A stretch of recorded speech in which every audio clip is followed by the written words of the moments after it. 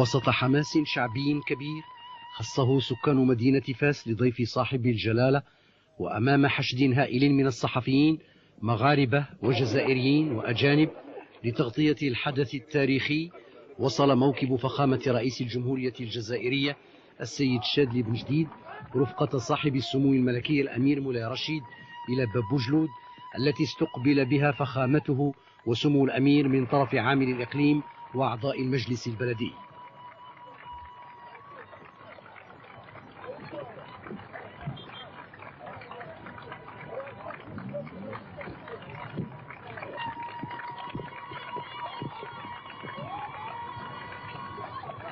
انطلقت جولة الرئيس الجزائري عبر مدينة فاس العتيقة التي خص سكانها استقبالا حارا لفخامته يترجم عمق الروابط التاريخية التي تجمع الشعبين المغربي والجزائري.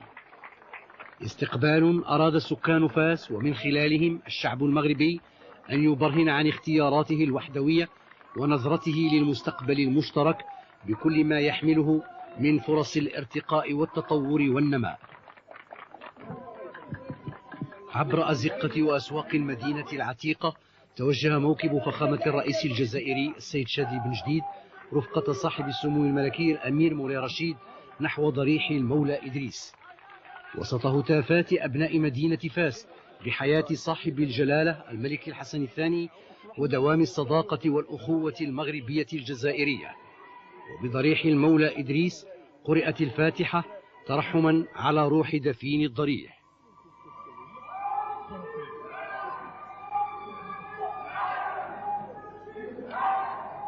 الذين أنعمت عليهم غير المغضوب عليهم والضالين آمين. سبحان ربك رب العزة عما يصفون وسلام على المرسلين والحمد لله رب العالمين. دعوة الرئيس. وقدمت لفخامة الرئيس الجزائري بعض الشروح التاريخية عن حياة المولى إدريس ودوره في تثبيت دعائم الدولة المغربية. وتابع الموكب جولته عبر أشهر أسواق مدينة فاس العتيقة، والتي كان سكانها في مستوى استقبال قائد دولة شقيقة تجمعها والشعب المغربي روابط قديمة قدم الأطلسين. ثاني نقطة في هذه الجولة كانت جامعة القرويين، إحدى أقدم الجامعات في العالم الإسلامي، حيث تابع ضيف المغرب إحدى الحلقات التدريسية التي تلقى في حظيرة هذه الجامعة، التي لا زالت تلقى بها المواد العلمية والأدبية والفقهية على الطريقة القديمة. كما وقف فخامته على تاريخ بناء الجامعة ومراحل تطورها منذ بنائها إلى الآن، وما لعبته من أدوار طلائعية في نشر العلم والمحافظة على اللغة العربية في دول المغرب العربي. وختم فخامته هذه الجولة بزيارة لخزانة القرويين التي تضم أمهات الكتب العربية في الفقه والعلوم والآداب، حيث قدمت لفخامته بعض النماذج لمشاهير مفكري وأدباء المغرب والأندلس. وقد سجل فخامة الرئيس انطباعاته بعد هذه الزيارة في الدفتر الذهبي لهذه الخزانة، ومما سجله بهذا الموقع بالذات: أسجل رغبة الجزائر وعزيمتها في أن تواصل المسيرة العلمية والحضارية المشتركة لصالح شعوبنا المتعطشة إلى العلم والمتمسكة بتراثها العريق. وبنفس الحماس ونفس التلقائية وادعى سكان مدينة فاس العتيقة فخامة الرئيس الجزائري السيد شادلي بن جديد وصاحب السمو الملكي الأمير مولاي رشيد بعد زيارة امتزج فيها دفء اللقاء وحرارة الاستقبال الحماسي الذي يترجم عمق الروابط المتينة التي تجمع البلدين. وبقصر الباهية استقبل فخامة الرئيس شادلي بن جديد بالتمر والحليب على الطريقة المغربية. بعدها تسلم فخامته هدية من المجلس الإقليمي لمدينة فاس، وهي عبارة عن فرس عربي أصيل وسرج مزركش إكراما من سكان فاس وتقديرا لفخامته وعربونا عما يكنه الشعب المغربي لفخامته وللشعب الجزائري الشقيق من احترام ومودة. داخل قصر الباهية التقى فخامته بالجالية الجزائرية المقيمة بالمغرب، حيث ألقى فخامته كلمة عبر فيها عن سروره بتواجده في المغرب ولقائه بجلالة الملك.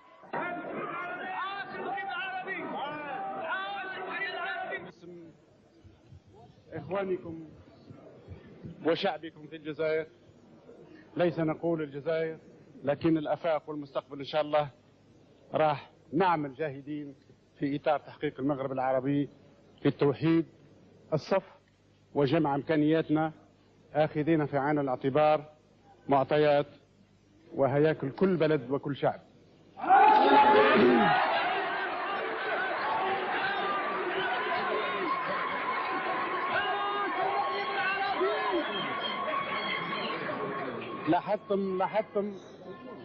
لاحظتم في السنوات الأخيرة يعني مليح في إطار المغرب العربي، وأتبعته طبعا الجو الجديد بين البلدين الشقيقين المغربي والجزائر، ونحن مصممين كمسؤولين على هذا الشعبين من جلالة الملك الحسن الثاني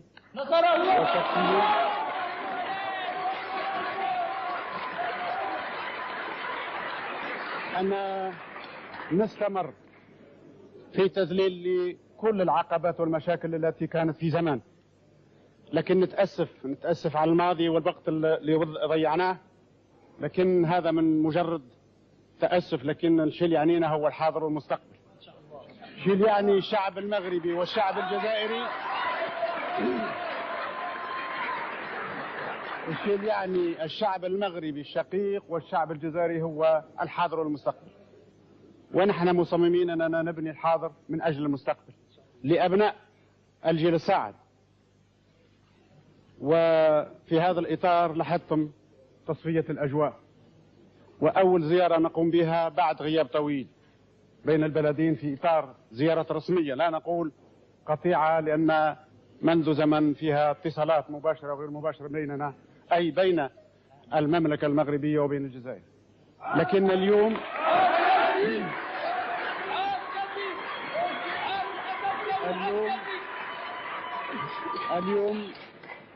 احنا مصممين كما قلت أن نسير إلى الأمام، آخذين في عين الاعتبار كذلك القضايا والمشاكل المطروحة اللي هي تواجدها منذ سنوات طويلة، لكن المهم هو لدينا الإرادة القوية للتغلب على كل هذه القضايا وهذه المشاكل ومعالجتها بكيفية مسؤولة، حتى نمشي خطوة خطوة في بناء المغرب العربي الحقيقي له أسس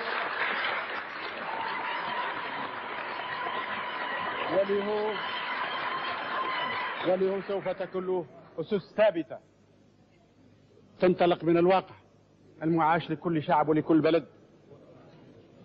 وطبعا نعمل خطوات في كافة المجالات كلما يتوفر الشروط اللازمة.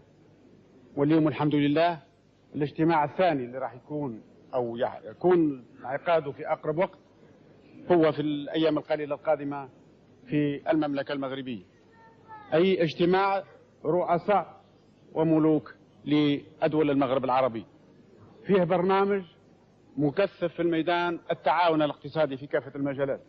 وهذا الأساس، لأن البناء الهيكلي أو السياسي لابد يكون مرتكز على شيء اللي هو يستفاد منه الشعوب، حتى تصبح الشعوب هي معا. عندما تشوف مصلحة شعوب تقتضي أن ندعم أكثر فأكثر العلاقات الثنائية في إطار مغاربي، راح يكون هذا البني اللي احنا مصممين لإبرازه ألا وهو المغرب العربي يصبح جزء من أفكار وإرادة شعوبنا، تصبح هي تدفع القيادات إلى التكامل الاقتصادي وإلى التضامن أكثر وإلى التكامل في كافة المجالات. إذن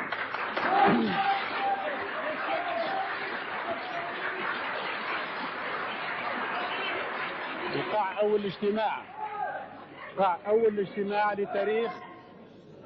أول اجتماع لتاريخ دول المغرب العربي منذ الاستقلال في السنة الماضية أو في سنة 87 في الجزائر بما يسمى قمة زيرالدا، ووضعنا الأسس والمبادئ واعطينا تعليمات للوفود للجنة الكبرى المغاربية وبدأت تشغل تعمل. اليوم وصلنا إلى حصيلة هذا الجهد، وراح نقيم ونوضع في حيز التنفيذ انطلاقا أو ابتداء من لقاءنا القادم إن شاء الله في هذه الأيام القليلة القادمة. وطبعا احنا نؤمل ببني المغرب العربي مراحل خطوة خطوة، لأن التسرع ربما نغلط، والغلط في بناء مجتمع أو دولة يتكلف سواء كان الجانب المالي أو السياسي بربما تكاليف نحن ليس في حاجة إليها. لكن بني مغرب عربي خطوة خطوة وعلى أسس ثابتة تأخذ في عين الاعتبار مصلحة كل الشعوب وكل الدول المغرب العربي، هذا راح يكون له ضمان ويكون له عمر طويل، ونعمل ما نقدر عليه والباقي يبقى لأبنائنا صغار يكملوا في جيلهم هم يكملوا الباقي. وأنا رجائي للمواطنين الجزائريين اللي هم متواجدين في بلدهم الثاني، رجائي من الإخوة أن أنتم سواء كان يعني بلدكم الثاني سواء كان يعني قائمين مقيمين دائما أو لا أدري، وهذه تطبق كذلك على الإخوة المغاربة الموجودين في الجزائر. هو لابد الإنسان ينسجم ويحترم القوانين المعمول بها في الدولة المضيفة له، ما نقولش مضيفة للبلد اللي يعيش فيها.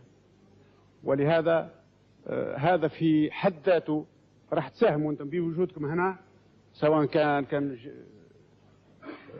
جالية يعني حجمها كبير ام صغير، لكن راح تساهموا في التقارب اكثر بين الشعبين، مثل ما هو الدور لابناء المغرب اللي موجودين في الجزائر. وراح تساهموا مع القيادة البلدين او مع القيادات للمغرب العربي في ابراز ودفع العمل الوحدوي من اجل مغرب وحدوي متطور في كافة المجالات.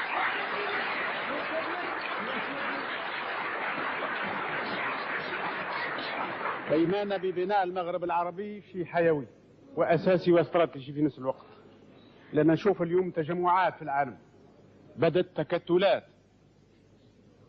نحن كمجموعة اعتقادي أنها مجموعة متكاملة ما يفرق بنا ولا شيء، يعني كل بلد له نظام داخلي هذا من صلاحيات شعوبه، لكن لا يمنع أبدا أننا نمشي بعيد ما بعضنا في كافة المجالات. لنا تقاليد واحدة، عوايد واحدة، تاريخ واحد، لغة واحدة، يعني ما فيش حضارة واحدة، قاسم مشترك في التواجد في المنطقة الاستراتيجية اللي احنا موجودين فيها ألا وهو المغرب العربي.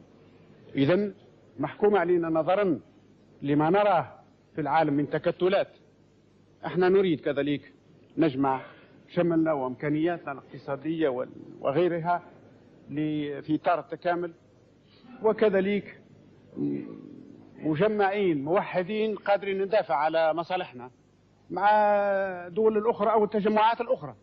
لكن عندما نروح نتفاوض كل بلد على حده مع هذا البلدان بالاخص الغنيه ما يكونش عندنا الوزن اللازم. لكن عندما نمشي نتفاوض اقتصاديا او اي شيء كمجموعة متكاملة مغاربية مع بلد أو مع مجموعة أخرى، راح يأخذون في الحسبان ويأخذوا في عين الاعتبار، ونصبح ندافع على حقوقنا ومصالحنا الاقتصادية وغيرها كأمة متكاملة في إطار المغرب العربي اللي كنا نحلم به أي أجيال قبلنا وفي أجيالنا، وحتى الأجيال الشبيبة الشابة اللي بعد الاستقلال تحلم ببناء المغرب العربي.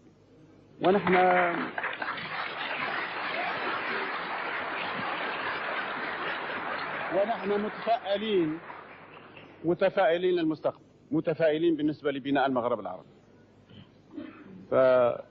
فالمجهود ليبذل ليس المطلوب إلا من مستوى القادة فحسب، لكن المجهود كذلك يطلب من طرف كل إطارات شعوب المغرب العربي وشعوب المغرب العربي اللي هي معنية بالدرجة الأولى بالنسبة للمستقبل.